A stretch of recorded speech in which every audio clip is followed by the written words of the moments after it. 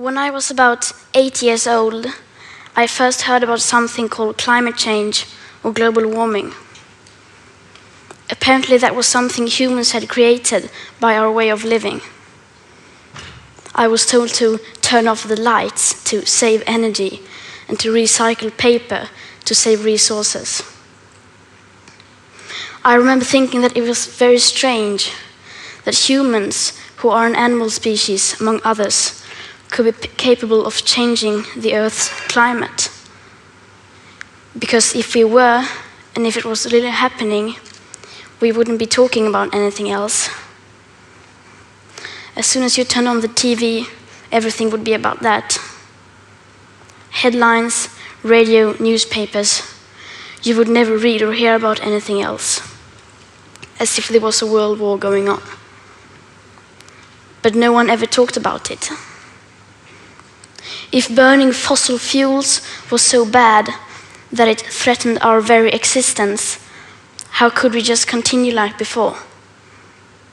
Why were there no restrictions? Why wasn't it made illegal?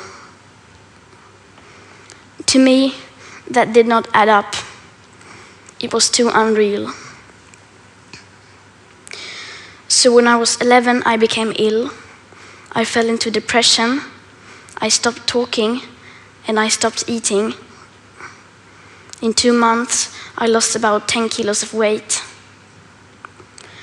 Later on, I was diagnosed with Asperger's syndrome, OCD, and selective mutism.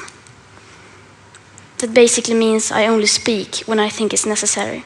Now was one of those moments.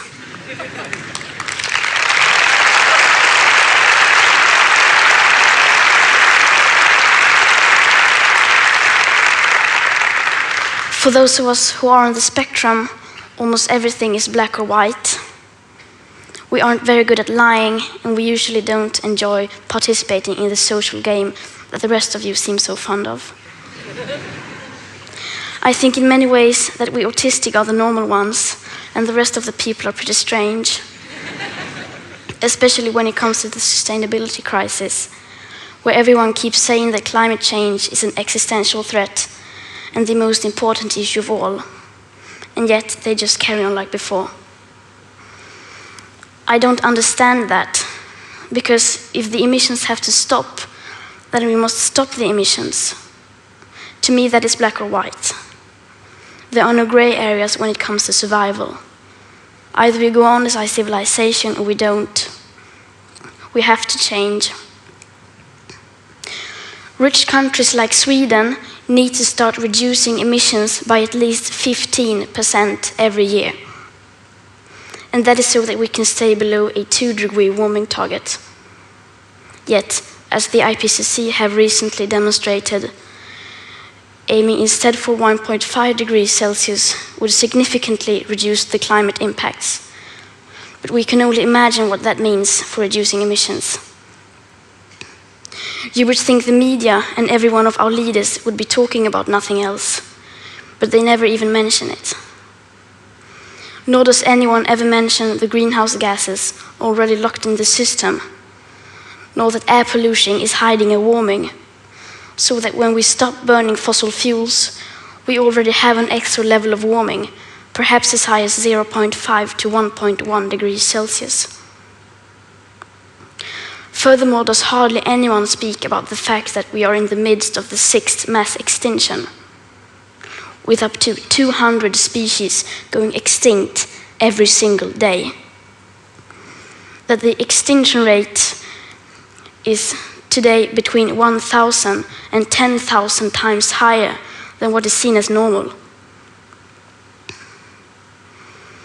Nor does hardly anyone ever speak about the aspect of equity or climate justice, clearly stated everywhere in the Paris Agreement, which is absolutely necessary to make it work on a global scale. That means that rich countries need to get down to 0 emissions within 6 to 12 years with today's emission speed.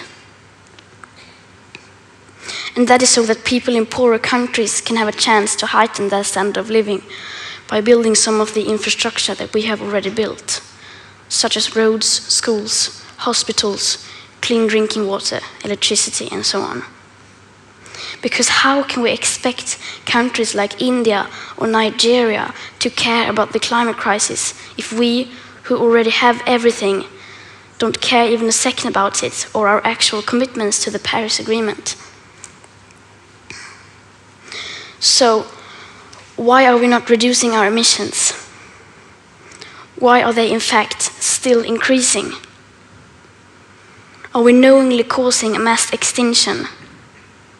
Are we evil? No, of course not. People keep doing what they do because the vast majority doesn't have a clue about the actual consequences of our everyday life. And they don't know the rapid changes required. We all think we know, and we all think everybody knows, but we don't. Because how could we?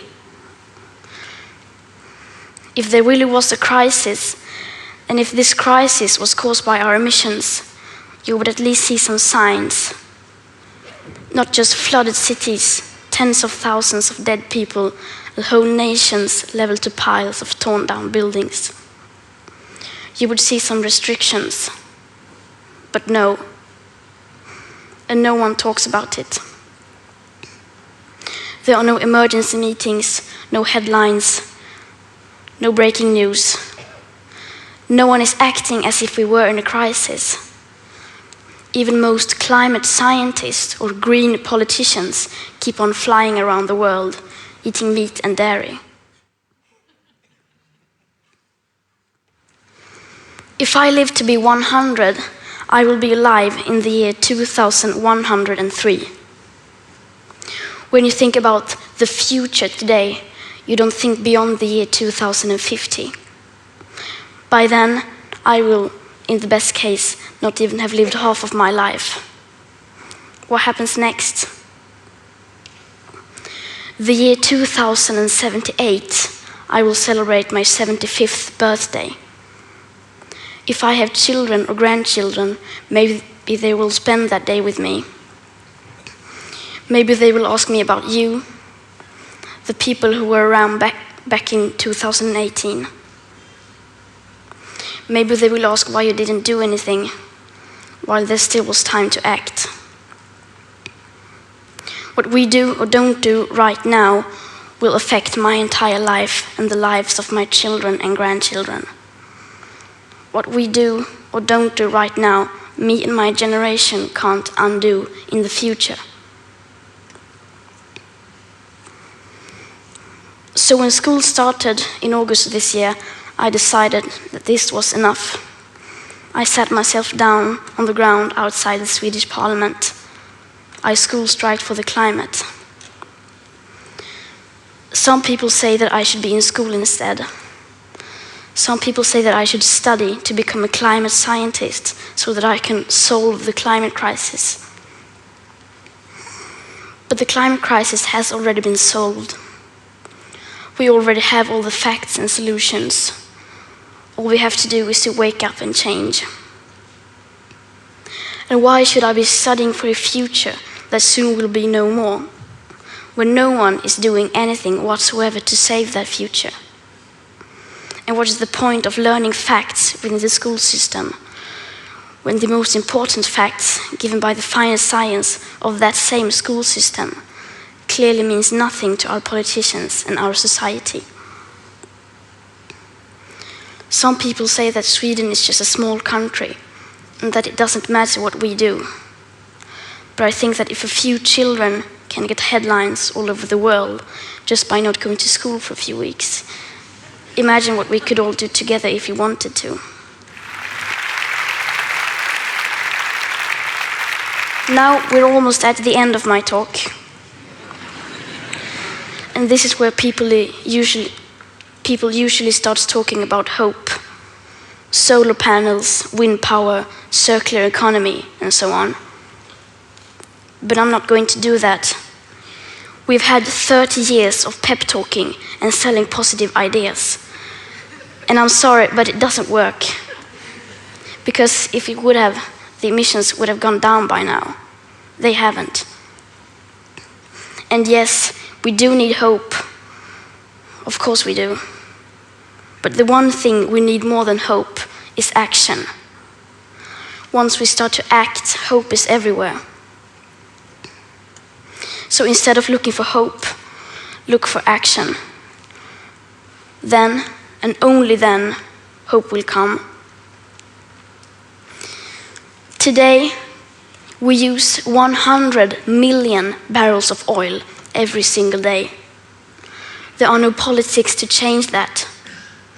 There are no rules to keep that oil in the ground. So we can't save the world by playing by the rules, because the rules have to be changed. Everything needs to change, and it has to start today. Thank you.